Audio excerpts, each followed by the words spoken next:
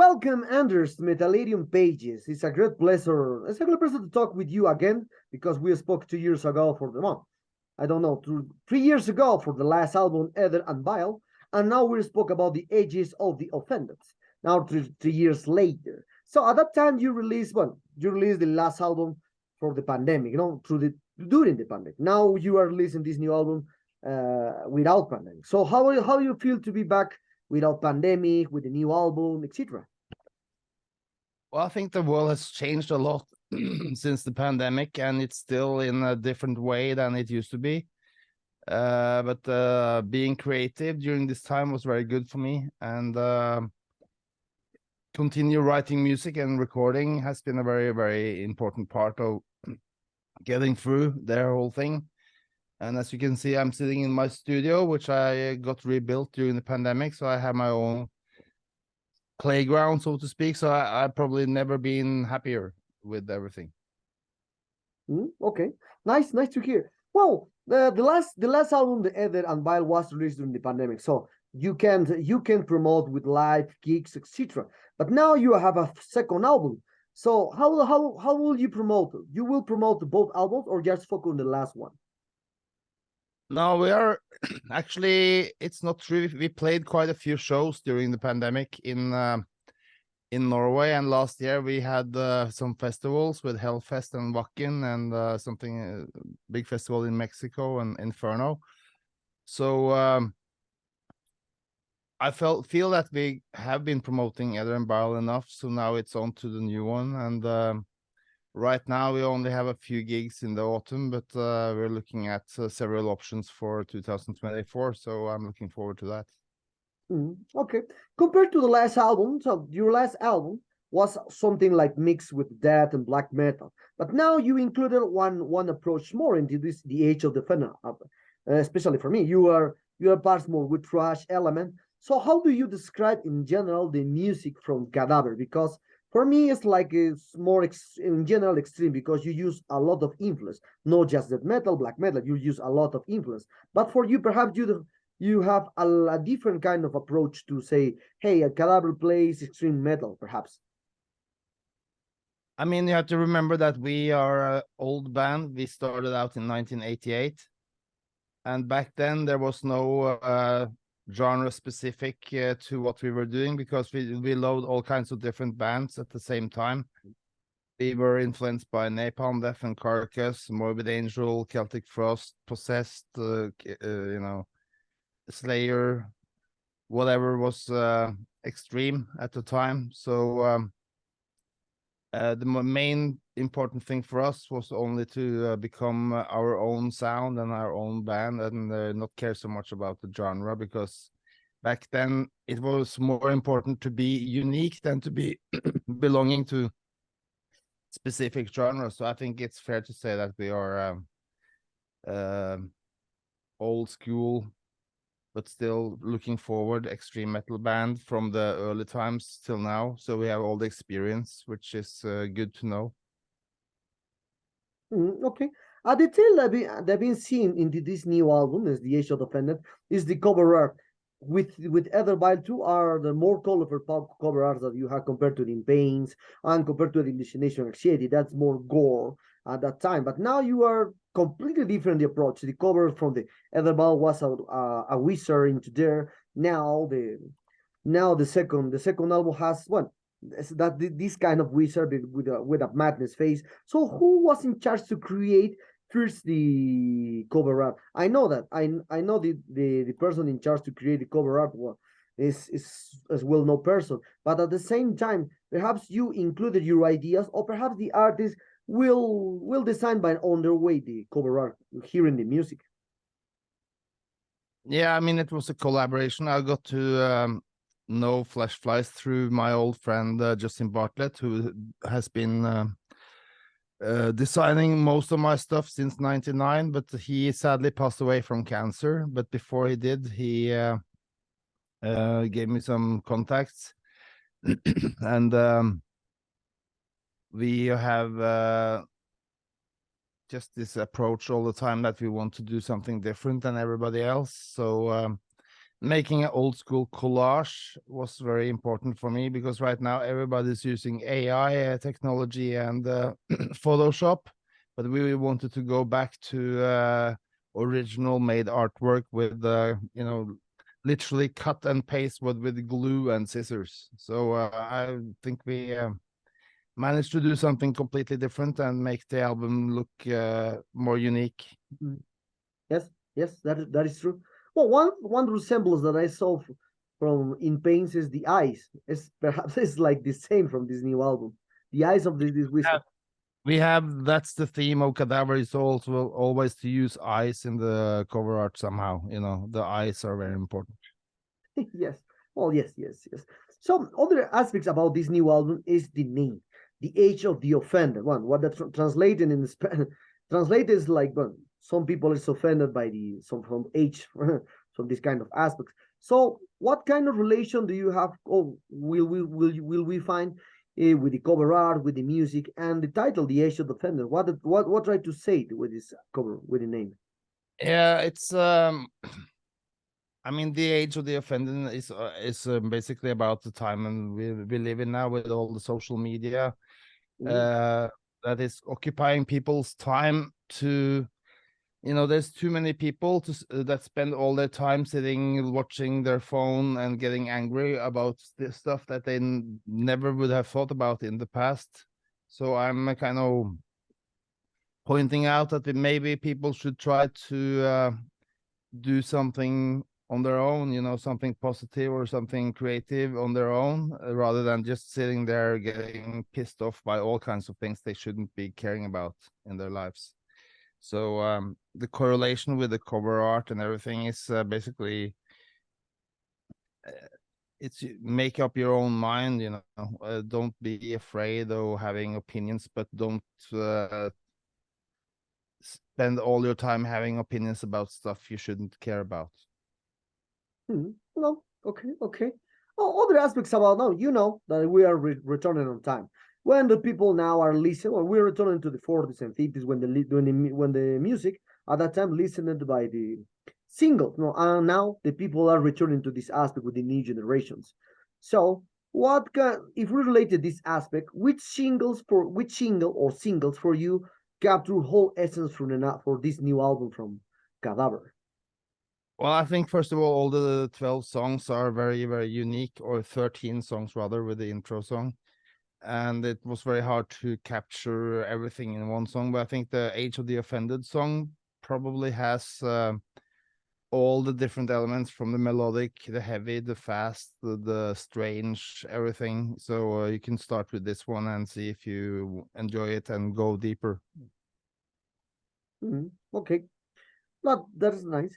So, other aspects, Bonnie, you told me about the AI. No, you can use this aspect with the technology now, and well, now a lot of people are creating music, art, in general with the AI. You can see this kind of aspect on YouTube. They create video art, they create music art, they feature dead people in singing new songs. So for you, what is the biggest impact the AI has especially for the music industry and the arts in general? I think it can be used in a positive way if you have visions and ideas that is very hard to figure out how to do. You can type in your ideas and then something comes back. It's always been a development with technology, and without this modern technology we have now with let's say recording software as well. In the past, when I grew up, it was very hard to get studio time to record your stuff properly, and it all sounded really, really bad. But now practically everyone with a laptop and a microphone and the interface, they can record insane albums. So I think it's just goes on into the human creativity and the less limits. But at the same time, having said that, I think a lot of people will be tempted to cheat, and I'm not saying anything about me being better than a lot of people, but I think being creative from your own person, making riffs or singing or stuff like this, a personal thing, it's more important than ever to be super personal. If you're super personal in your music, it will shine through and not be like something you have found in a computer. You know, it's your own thing is probably the last thing to be copied by computers, but still, if computer copies it kind of perfectly, don't you want to listen to the actual human being playing and singing sometimes? So I think we are offering a human way of music, and I'm very proud to just do that musically. I can use all these other things for visions or stuff like yeah, ideas for that, but the music itself will always be more important to come from human beings in the future as well. Okay. Other detail that I saw from this, well, correct me if I'm wrong, because when I entered to your Facebook page, I saw 4 members. But when I try to find, when I find information, is you and just Dirk, like the official lineup. So, Yeah. but well, could your Facebook tell that you have now official members, 4 members, with you and Dirk included. So this new lineup is like the official lineup, or perhaps just is for the live musicians. Yeah, that will might change due to the difficulties of traveling and everything, and Dirk being also in Megadeth. We have a stand-in drummer, which is a Norwegian guy who's not in any pictures yet, but he's on the live pictures from gigs. Bjørn Renno, so he is standing in whenever we are doing gigs, especially in Norway when Dirk is away with Megadeth. Ronny Litekra is another story. He wants to join the band live from next year, and we'll just see how the album is received and what we can do. But then we will have 4 people on stage for sure when we get to that next milestone.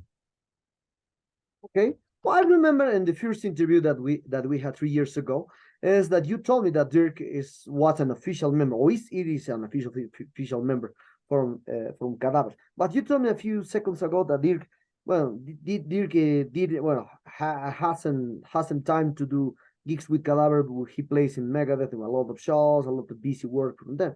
So perhaps this idea changed over the years and try to see who will replace Dirk for the jazz for the live presentations, or perhaps for the studio recording, or just will or you just or you will fit with Dirk all the time. I mean, Dirk is a very important guy for the creativity and the songwriting and everything, and his musicianship is superb. So, I mean, both he's a little younger than me, so we all are aware that, you know, when time goes by, maybe, you know, things will change with other projects he's doing. So you never know. We don't plan to do specific things. It's just a matter of getting things done the right way, and we have done shows with Dirk too. You know, we played together on stage in the beginning before the pandemic. So he will definitely join us on stage again. But when we are doing this more, you know, like a separate thing, when he is so much on tour, we have to have a backup drummer to even be doing shows. But he's a fantastic drummer, I have to say. Well, yeah. We're all we know that the work from Dirk is amazing. In previous before Megadeth, he's an incredible musician. Yeah. So I'm talking about other aspects. So how now? I spoke with a lot of musicians around the world. Told me that now it's more complicated to do a tour or gig because the price are rise up. The economical issues are all the time. So now, how do you see now the future of the live presentation with these issues into the what with these issues to play in lives concerts, because everything is now more higher in prices, and a lot of bands trying to do gigs because they can't the 2 years ago, no. Yeah, no, there is several ways to see this. It's um very much difficult to plan touring the way we used to in the past, but um I think it's also a matter of bands figuring out where they should play, because you have all those tools now. If you go to Spotify or Apple Music, and you see how many people are streaming where, you can actually know where you are more popular. So it should be possible now to actually figure out, okay, we should play there, we should play there. And people just don't realize how much things have changed, and you need to just adapt to where we are now, and figure out how to do this in a more modern way somehow. So I'm not so worried. I'm just thinking it's a new time and we need to figure out new things to do. Okay. Well, I remember when I asked you in the first interview that we had, is that the Cadaver and Molested. What Molested was the two first bands from death metal from from Norway since the 80s. So, well, more things are related. And what do you think all the bands are linked down to the black metal in Norway, and not like death metal with influence death metal since the 80s to now in Norway, obviously. What was the question? So why always in Norway the bands are leaned down or declined to play just black metal and not like death metal or brutal death metal, this kind of stuff? Well, I don't know anymore. I'm not really a part of the scene in such a way. I think there's tons of different kinds of bands all the time from Norway. Just a matter of what is being hyped up or something. But I've always seen all kinds of different extreme bands from Norway, and you have more progressive bands doing really well from Norway, like what they're called. Doesn't matter. I There's some bands like Lepros. Yeah. They're definitely not black metal or death metal, but they're doing really well and they are from Norway, you know.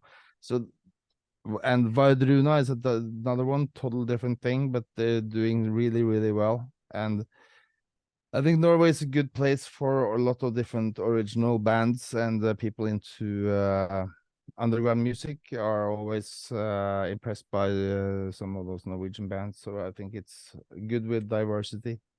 Okay.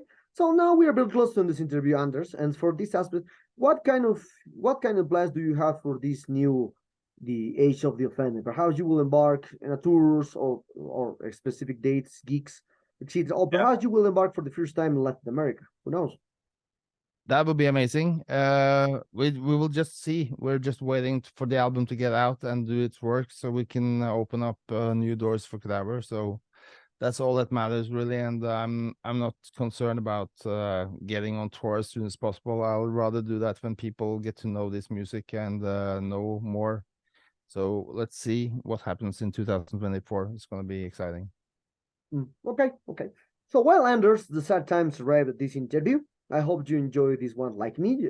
As the first one, you are a terrific guy. So perhaps do you want to add something to your Latin American fans to expect someday to we'll do a proper tour with Cadaver here and Metalerium followers? Yeah, I mean, I know it's not Latin America, but we've been to Mexico last year. Mexico is Latin America. So yeah, in the concept, a lot of people mix this up because they don't think that Mexico is not Latin America. No, Mexico is Latin America. Latin America is when all people speak Spanish or this kind of aspect. No? I know, but I mean, still, we are talking about trying to anchor another festival in Mexico and then try to get some gigs around this date. But there's several plans like this, but I don't know any confirmed right now. So what I can say is that we will try our best, and we will be really much enjoying to play Latin America. It fits very well with our kind of music, I think.